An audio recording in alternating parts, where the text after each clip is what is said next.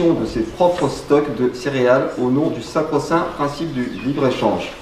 Conséquence, plus de stocks pour faire face aux aléas et la famine attaque désormais ce pays africain tous les 2 ans. Qu'on ne s'étonne pas ensuite si les Touaregs se révoltent contre cette situation ou si des Nigériens essaient d'émigrer. Prenons un autre exemple, celui du Sénégal. Au Sénégal, les sociétés françaises comme la Fruitière de Marseille, dont les principaux actionnaires sont les grandes chaînes de supermarchés françaises, se font attribuer des dizaines de milliers d'hectares de terre pour des durées illimitées, avec une exemption d'impôt de 99 ans. Elles produisent des fruits et des légumes dont 98% sont exportés vers l'Europe. Traditionnellement, la terre rurale n'appartient à personne dans la plupart des pays africains. Il n'y a pas de cadastre rural. Les communautés paysannes possèdent un droit d'usufruit illimité des terres qu'elles occupent.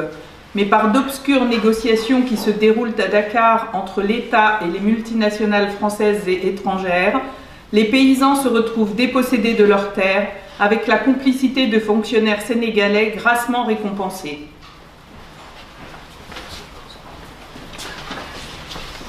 Une des techniques utilisées par les oligopoles, le mot olive venant du grec et voulant dire tout petit nombre, pour ruiner un grand nombre de pays à leur profit, c'est aussi le dumping, c'est-à-dire une baisse artificielle et temporaire des prix qui permet d'éliminer les concurrents locaux et ensuite de fixer les prix alimentaires à la hausse.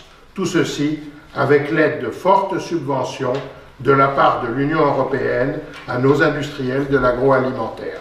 Au Cameroun, par exemple, ils ont ruiné la production de poulets autochtones avec des importations massives de poulets étrangers bon marché. Et dès que les éleveurs de poules et producteurs d'œufs ont été ruinés, ils ont augmenté leurs prix.